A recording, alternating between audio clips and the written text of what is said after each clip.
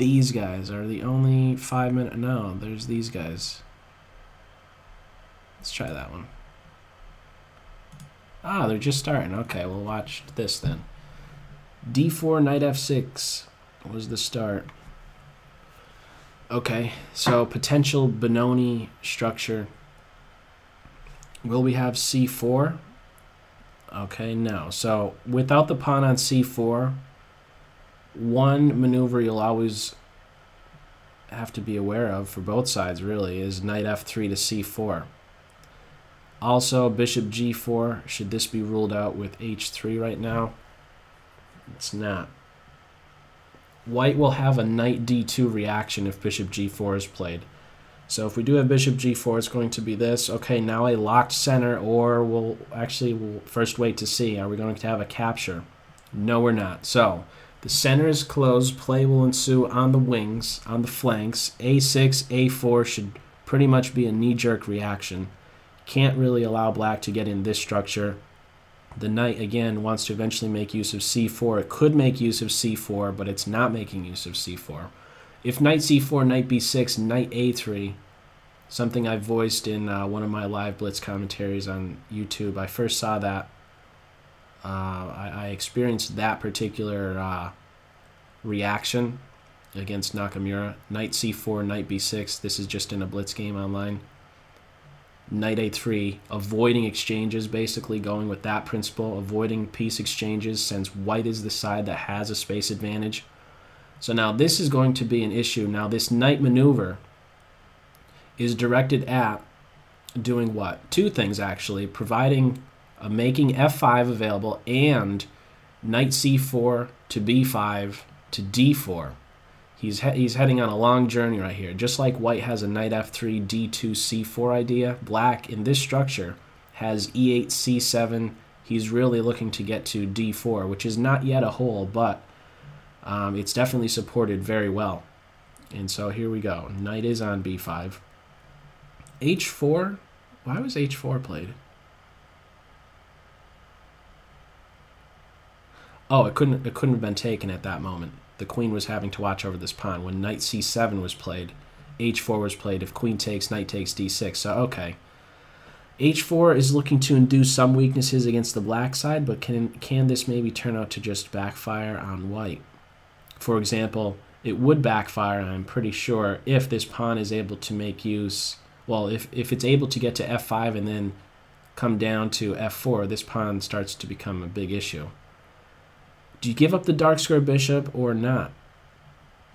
Many times I've said that this bishop is like a #1 defender for, like, when you think about a minor piece, the number one minor piece to defend the king. But in this case, the center is closed, so maybe getting rid of this guy, who is the worst of the two bishops when you look at the pawn structure. But in the meantime, the rook is hit. This bishop is going to be taken out soon, and now we have a lot of fire being placed on b5. But at the same time, we have an issue here on e4. So an interesting idea. There was an opportunity to grab this rook, and then I think the knight could have then been saved. But okay, white does well to maintain this pin. There's no need to take that pinned piece. Should you support this pawn? I don't think capturing is a good idea. These basically, if white allows this pawn the possibility to move forward and allow this bishop to have an influence on this main diagonal, that's going to be a problem. So maybe just support this pawn with f3. No, it's getting taken. So now this is always going to be an issue, is it not?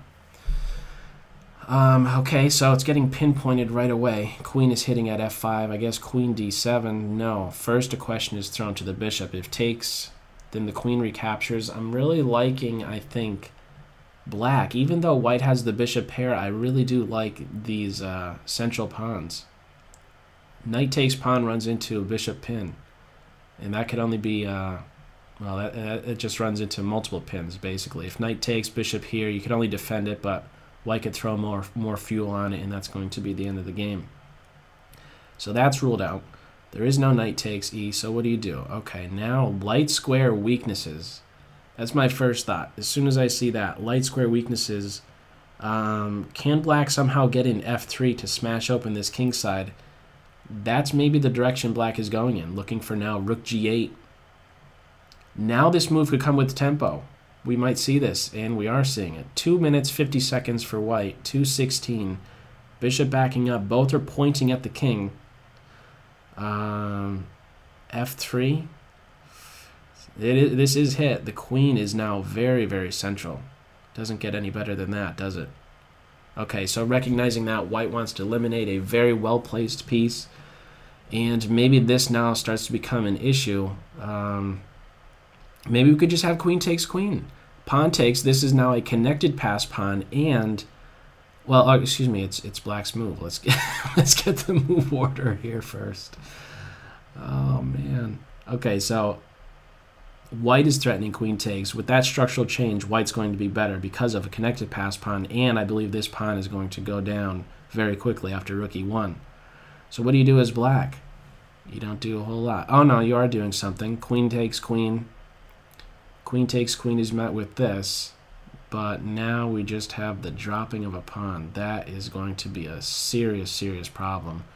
Now this bishop is a monster, isn't it? It's a monster. Okay, it doesn't have to do anything just yet. We might see a rook lift. This knight is going to be coming back here. Here we go with the rook lift. Rook b3. b6 would be pretty active, or not really. This bishop is very strong. How to get rid of this bishop? This is really gluing a lot of stuff together. Watching over f4, watching over d6, and that's purposeful because I was thinking at first rook b3 to b6 to hit at both b7 and d6, but the bishop is conveniently watching over this pawn and f4, but now f4 is getting hit twice. The knight, I guess, could jump into h5, giving it some more support, or even g4.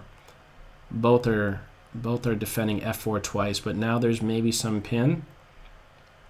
Okay, this bishop is pinned. Okay, a lot of attention is now being placed on f4. Black was getting out of any nonsense on the e-file. 2 minutes to a minute.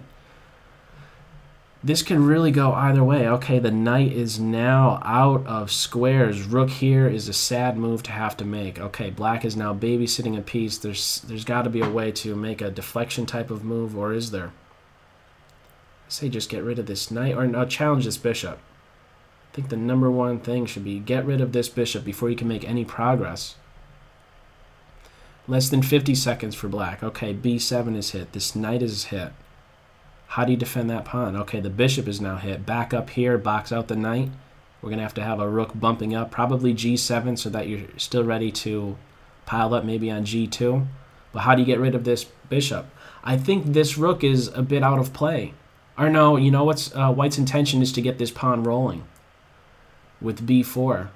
I think b4 has to be the only follow-up. I don't see really how this is any better. Okay, so that is the move. b4 to break at this structure, maybe eventually this.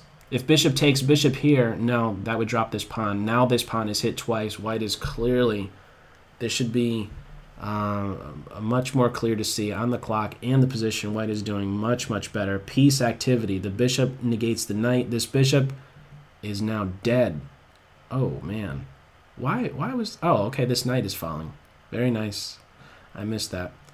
Very nice. 15 seconds, no time, and not a good position. The bishops are monsters. They are monsters. Just letting the time tick away, I believe. 3, 2, 1. We do have resignation before the clock falls. Before the flag falls. All right. Alrighty.